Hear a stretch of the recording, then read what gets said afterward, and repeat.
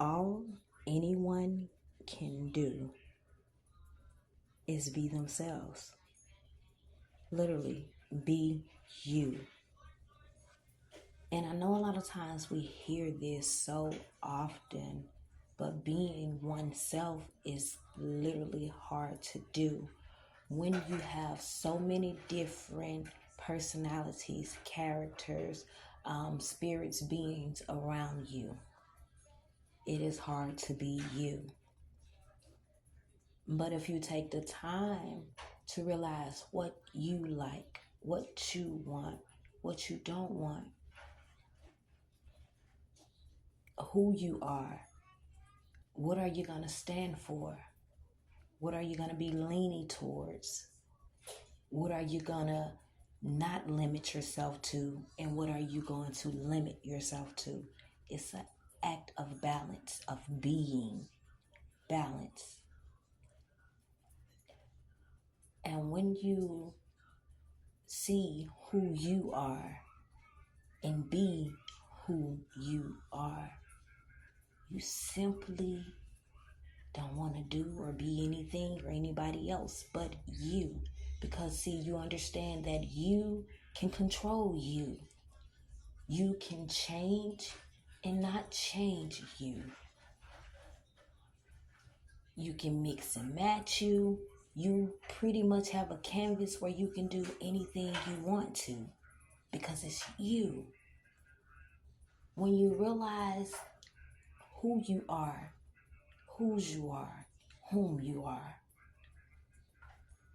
you become more happy, more peaceful. You have a sense of direction in life as of the things, the beings, the energy that you want to partake in and do not want to partake in. You have a sense of where your time and energy is going. That is called control. People who are in control of themselves know that it is a busy, everyday, ongoing job to be in control of oneself since one is faced with the world. Only one who have not figured out or tried to figure out who self is, or simply haven't tried to be themselves, figure themselves out to be themselves, tries to control everything and everybody around them. And when one tries to do that, it causes chaos, it causes friction, it causes disaster.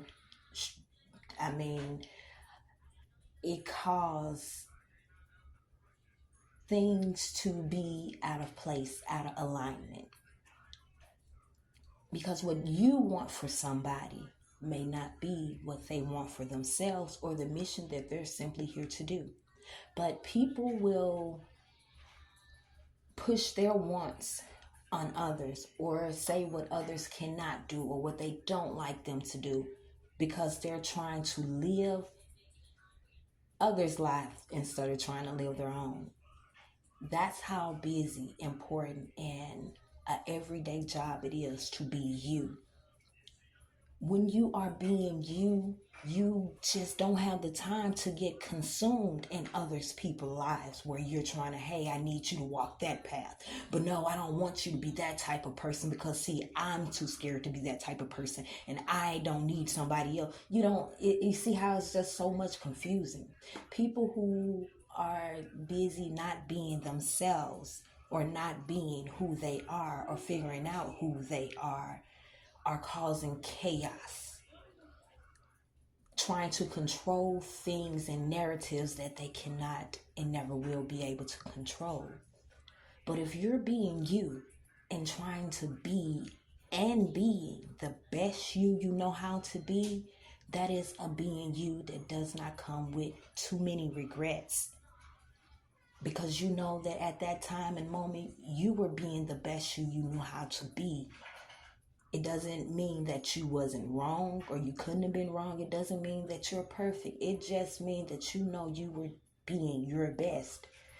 And since there's nothing more that you can do than be the best you can be, you kind of like learn from that mistake, learn from that wrongdoing, other than, well, nah, you and this, that, and nothing. And you're able to sleep better. You're able to be at peace with self and anyone else around you. Why? Because you know you were being the best you that you can be. Now, on the other hand, when you know you didn't try, you barely did, these things bother you a whole lifetime. Listen, I used to love science, and I still kind of do, but I kind of strayed away from science. I'm sorry, it's example story time. I strayed away from science a little bit because when I got in junior high, I skipped science class because it was lunchtime and I wanted to be with my friends. So, still to this day, I'm in my early 40s. Still to this day, I have dreams about science class. And in myself, I'm like, in my dreams, I told myself I'm gonna make it. I'm going to class, and I never make it. So, that's just a thing of an example of, you can want to be your best self and never be. You can be a shitty person to people and things and beings around you, and you're going to always be in regret, no matter how small, because you know, deep down inside, you know you could have been better. You could have did better. And it bothers you so much because there's simply no do-overs.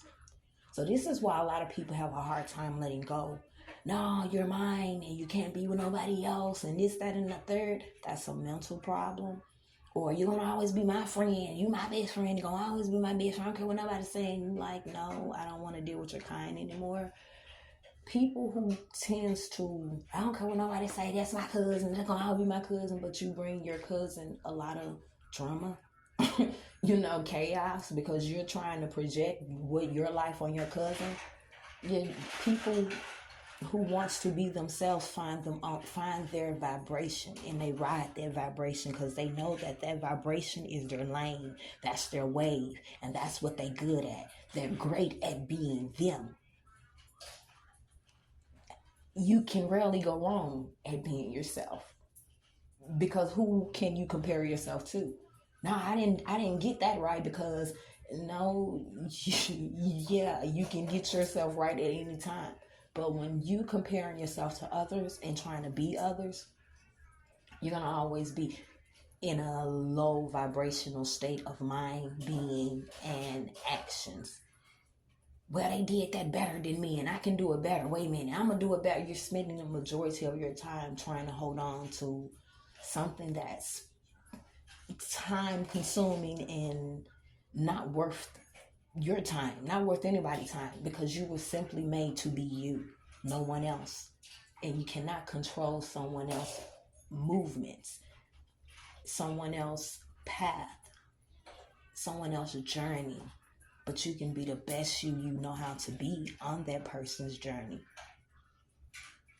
All right. Peace.